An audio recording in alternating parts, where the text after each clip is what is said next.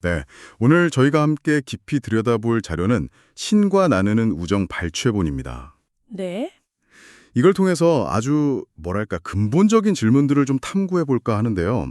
어쩌면 더 평화롭고 충만한 삶의 열쇠가 우리가 막 열심히 생각하는 데 있는 게 아니라 그냥 존재하는 법, 있는 법을 배우는 데 있다면 어떨까? 이런 질문을 던져볼 수 있을 것 같아요. 오늘 저희는 관계가 우리 자신을 어떻게 만드는지, 또 생각과 있음은 뭐가 다른지, 그리고 어떻게 하면 내면의 고요함에 이를 수 있는지 이런 이야기들을 나눠보겠습니다. 당신만을 위한 깊이 있는 지식 탐험, 지금 바로 시작합니다. 네, 맞습니다. 오늘 목표는 단순히 정보를 요약하는 걸 넘어서요. 이 자료가 제시하는 관계, 또 자아, 그리고 우리가 현실을 어떻게 인식하는지에 대한 그 깊은 통찰을 함께 좀 느껴보는 데 있습니다. 어쩌면 당연하게 생각했던 것들에 대해서 하고 잠시 멈칫하거나 하고 뭔가 깨닫는 그런 순간을 당신께서 경험하셨으면 좋겠어요. 궁극적으로는 이 이야기들이 당신의 삶과 어떻게 연결될 수 있을지 한번 생각해보는 그런 시간이 될 겁니다. 네, 첫 번째로 되게 흥미로운 지점이 바로 관계의 중요성인데요. 보통 관계하면 그냥 사람 사이의 관계, 이걸 먼저 떠올리잖아요. 그렇죠. 보통은 그렇죠. 근데 이 자료에서는 돈, 사랑, 심지어 자연 같은 세상 모든 것과의 관계를 통해서 우리가 나 자신을 경험하고 표현한다고 하네요. 여기서 나 아닌 것이 없으면 나도 알 수 없다. 이런 개념이 나오는데 이게 정확히 무슨 뜻일까요? 바로 그 부분이요. 우리가 우리 자신을 이해하는 방식의 핵심을 딱 짚고 있어요. 관계라는 게 우리가 스스로를 정의 내리는 어떤 신성한 바탕이다. 뭐 이런 거죠. 자료에 나오는 그 하얀 방, 비유, 그거 생각해 보시면 좀 더 와닿을 거예요. 아, 하얀 방 비유요? 네네. 한번 상상해 보세요. 사방이 온통 하얗고 정말 아무것도 없는 방에 당신 혼자 딱 있는 거예요. 그러면 당신은 자신에 대해서 뭘 알 수 있을까요? 내가 큰가? 작은가? 착한가? 아닌가? 심지어 내가 여기 진짜 있는 건가? 이것조차 약간 희미해질 수 있다는 거죠. 와, 왜냐하면 비교하거나 뭔가 상호작용할 대상이 전혀 없으니까요. 정말 막막하겠네요. 그야말로 내가 나라는 걸 증명할 방법이 없는 거네요. 기준점이 없는 지도 위에 붕 떠 있는 느낌? 네, 바로 그거죠. 근데 그 하얀 방에 아주 작은 점 하나가 딱 나타났다고 생각해 보세요. 저만해요? 네. 그중 점은 저기 있고 나는 여기 있네. 나는 저 점보다는 크구나. 하는 식으로 관계 속에서 자신을 인식하기 시작한다는 거죠. 아하. 만약에 고양이가 나타나면요? 그럼 더 많은 비교와 정의가 가능해지겠죠? 나는 고양이보다 크다. 나는 고양이처럼 털이 많지는 않네. 뭐 이런 식으로요. 이렇게 우리는 나 아닌 것과의 관계를 통해서만 비로소 나를 알 수 있다는 겁니다. 그래서 이 관계들이 우리에게 나라는 감각을 되돌려주기 때문에 자료에서는 이걸 신성하다고까지 표현하는 거죠. 아, 관계가 나를 비춰주는 거울 같은 거군요. 그렇죠. 외부 자극, 그러니까 관계 맺을 대상이 전혀 없다면 우리 정신은 어떻게 될까? 하는 질문이요. 자료에서는 독방감금이 왜 그렇게 혹독한 형벌인지 그 이유가 바로 이것 때문이라고 하잖아요. 생각할 거리가 없으면 결국 정신을 놓게 된다고요. 네, 맞아요. 그런데 여기서 되게 흥미로운 반전이 있더라고요. 이 정신을 놓는 게 꼭 나쁜 것만은 아닐 수도 있다. 이런 뉘앙스던데요. 바로 그 지점. 그게 이 자료의 핵심 통찰 중 하나입니다. 우리가 흔히 말하는 위대한 발견이나 깊은 깨달음의 순간은 오히려 머릿속이 복잡하게 돌아갈 때가 아니라 생각을 딱 멈추고 고요하게 그냥 존재, being 할 때 찾아온다는 거예요. 자료에서는 생각은 일종의 창조 과정이고 있음은 자각 상태다 이렇게 구분을 하거든요. 와, 흔히 우리는 문제를 해결하려면 더 깊이, 더 많이 생각해야 한다 이렇게 믿잖아요. 그렇죠. 당연히 그렇죠. 근데 이 자료는 오히려 그게 가장 느린 방식일 수도 있다 이렇게 지적을 해요. 와, 이건 정말 의외인데요. 문제를 풀려면 당연히 머리를 쥐어짜야 한다고 생각했는데 그게 가장 느린 길이라니요? 약간 목적지까지 걸어가는 게 유일한 방법인 줄 알았는데 바로 옆에 비행기가 있었다는 걸 알게 된 그런 기분이네요. 하하, 재밌는 비유네요. 맞아요. 생각이라는 건 외부 자료, 정보나 과거 경험 같은 걸 필요로 하잖아요. 근데 자료는 우리가 의존하는 게 외부 자료 자체가 어쩌면 우리가 그냥 만들어낸 환상일 수도 있다. 이렇게 꼬집기도 하고요. 반면에 있음, 즉 존재의 상태는 어떤 외부 자료도 필요가 없어요. 왜냐하면 있음이라는 건 이미 존재하는 것을 그냥 알아차리는 상태이기 때문이죠. 아, 그래서 자료에서는 천재를 답을 막 만들어내는 사람이 아니라 이미 존재하는 답을 찾아내는 사람이다. 이렇게 비유를 합니다. 모든 해답은 이미 지금 이 순간에 존재한다. 야, 이건 정말 생각을 완전히 뒤집는 이야기네요. 그렇죠. 그래서 뭐 너희는 청하지고 전에 이미 응답받았다. 이런 성경 구절 같은 말들이 나오는 걸까요? 네, 바로 그런 맥락인 거죠. 중요한 건 그 생각의 끊임없는 소용돌이에서 좀 벗어나서 맑은 자각의 상태, 그러니까 있음으로 들어가는 법을 배우는 게 중요하다는 거예요. 자료에서는 자각하면서 동시에 생각할 수는 없다. 단지 자각하고 있을 수만 있다. 이렇게 강조하거든요. 자각하면서 동시에 생각할 수는 없다. 네, 그래서 어떤 문제에 딱 부딪혔을 때 그 문제에 대해 계속 곱씹고 생각하는 것보다는, 그러니까 너무 거기에 신경 쓰기보다는 오히려 그 생각에서 한 발짝 딱 벗어나보라 하고 조언하는 거죠. 알겠습니다. 있음의 상태가 중요하다는 건 알겠어요. 근데 그 상태는 눈에 보이지도 않고 손에 잡히지도 않잖아요? 내가 지금 생각 속에 빠져 있는지 아니면 있음의 상태에 있는지 이걸 어떻게 알 수 있을까요? 그거 아주 중요한 질문이에요. 자료는 바로 느낌이 그 답을 준다고 말합니다. 느낌이요? 네, 느낌이야말로 영혼의 언어다. 우리가 현재 어떤 상태로 존재하고 있는지 그걸 가장 정직하게 알려주는 신호라는 거죠. 예를 들어서 당신이 지금 불안함을 느낀다면 그건 당신이 불안한 상태로 존재하고 있기 때문이라는 거예요. 느낌은 우리 상태에 대한 거짓말 없는 피드백인 셈이죠. 아, 그렇군요. 그럼 느낌은 내 마음 상태를 알려주는 일종의 계기판 같은 거네요. 내가 지금 행복함으로 세팅되어 있는지 아니면 불안함으로 세팅되어 있는지 보여주는. 정확합니다. 바로 그거예요. 그리고 여기서 더 나아가서 정말 강력한 통찰이 나오는데요. 바로 있음, 즉 존재 상태는 우리가 선택할 수 있는 것이고 느낌은 그 선택에 따른 반응이란 점입니다. 선택과 반응이요? 네. 즉, 우리는 의식적으로 특정 상태로 있기로 결정할 수 있다는 거예요. 그러면 그 결과로 특정한 느낌이 따라온다는 거죠. 많은 사람들이 잘 인식하지 못하지만 우리는 매 순간 자신의 존재 상태를 선택함으로써 자신의 현실을 창조하고 있다는 겁니다. 잠깐만요, 이게. 행복하게 있기로 선택할 수 있다고요? 보통은 뭔가 좋은 일이 생겨야 행복을 느끼는 거 아닌가요? 뭐 복권에 당첨된다거나 시험에 합격한다거나 그런 외부적인 사건 때문에 행복해진다고 생각하는데 이게 반대라니 솔직히 좀 받아들이기 어려운데요? 네, 그 지점에서 많은 분들이 고개를 갸웃할 수 있어요. 충분히 그럴 수 있습니다. 하지만 자료는 아주 단호하게 말해요. 외부 상황 자체에는 본질적인 의미가 없다고요. 의미가 없다. 네, 의미는 우리가 그 상황에 대해 어떤 상태로 있기로 선택하느냐에 따라 부여된다는 겁니다. 똑같은 비판을 들어도 어떤 사람은 막 좌절하고 어떤 사람은 이걸 성장의 계기로 삼잖아요. 그 이유가 바로 여기에 있다는 거죠. 더 놀라운 건요. 어떤 일이 실제로 일어나기 전에도 우리가 원하는 상태로 있기로 먼저 선택함으로써 그에 맞는 체험을 미리 창조할 수도 있다 이렇게까지 주장해요. 일어나기 전에도요? 네. 이 힘을 우리가 의식적으로 사용할 수 있다면 당신의 삶이 어떻게 달라질지 한번 상상해 보십시오.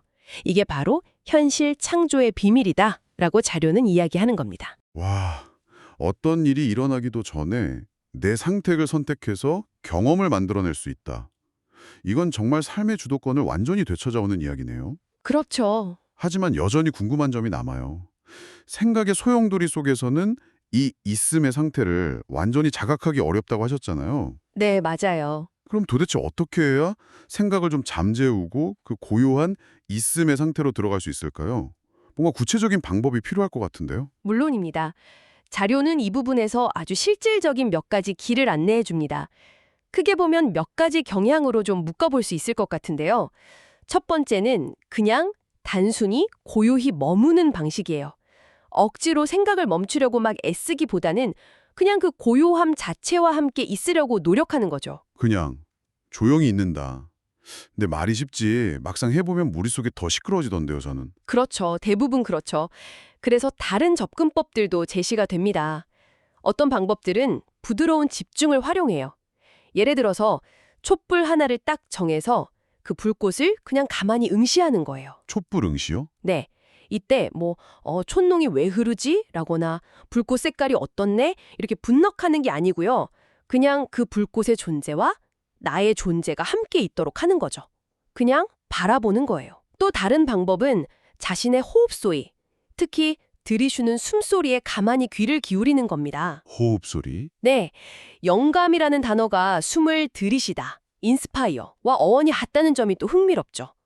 들숨에 집중하는 것이 곧 내면의 영감에 귀 기울이는 행위가 될 수도 있다. 이런 암시를 주는 것 같아요. 아, 촛불이나 호흡처럼 무언가에 부드럽게 집중하는 거군요. 분석 없이. 입니다. 자연스럽게 눈을 감고 외부 시각 정보를 차단하는 거죠. 뭐 억지로 꽉 감는 게 아니라 눈꺼풀이 저절로 스르르 감기도록 내버려두는 느낌으로요. 눈 감기. 네. 더 나아가서는 소위 제3의 눈이라고 불리는 지점 있죠. 이마 한가운데 거기에 내면의 시선을 부드럽게 집중하는 방법도 있습니다. 이때도 중요한 건 뭘 보려고 애쓰거나 뭘 기대하지 않는 거예요. 그냥 그 안의 어둠 혹은 그 비어있음 자체와 함께 머무는 거죠. 마치 모든 창조가 시작되는 그 진공 상태처럼요. 그렇군요.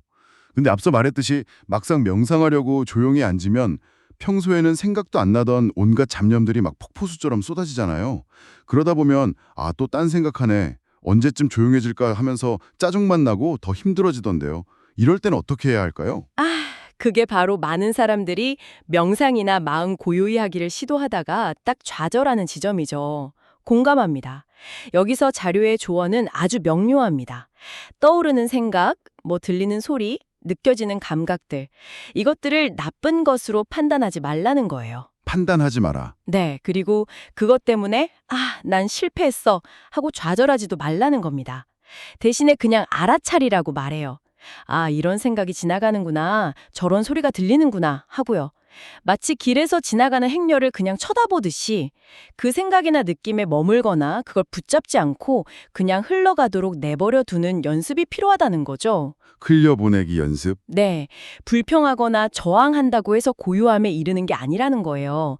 오히려 그저 알아차리고 흘려보내는 그 과정 자체가 수행이라는 겁니다. 판단하거나 싸우지 않고 그냥 구름 지나가듯이 바라보면서 흘려보내라. 알겠습니다. 근데 정말 연습이 많이 필요하겠네요. 네, 맞아요. 꾸준한 연습이 중요합니다.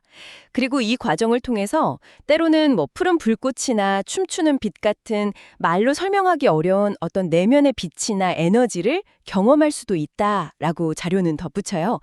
이것이 바로 우리가 평소에는 잘 인식하지 못하는 우리 자신의 본질, 그러니까 영혼과의 만남일 수 있다는 거죠. 와, 영혼과의 만남이라 흥미롭네요.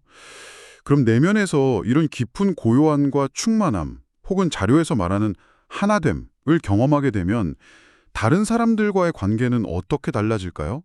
혹시 혼자서도 충분히 행복하니까 굳이 다른 사람이 필요 없어지는 건 아닐까요? 자료에서는 외부 대상에 대한 필요가 사라진다고 하던데 이게 관계가 끝난다는 의미는 아니겠죠? 네, 맞습니다. 관계가 끝나는 게 아니에요. 오히려 관계의 본질이 바뀐다고 이해하는 것이 더 정확할 것 같습니다. 더 이상 상대방에게서 뭔가를 얻으려고 하거나 나의 어떤 결핍을 채우기 위해서 관계를 맺는 게 아니게 된다는 거죠. 아, 필요에 기반한 관계가 아니라? 그렇죠. 필요에 기반한 관계가 아니라 내 안에서 이미 발견한 그 충만함과 기쁨을 그냥 자연스럽게 나누고 싶은 사랑에 기반한 관계로 변모하는 거죠. 이것이 자료에서 말하는 진정한 신과의 우정, 그러니까 우주적인 지성과 연결되는 길이고요.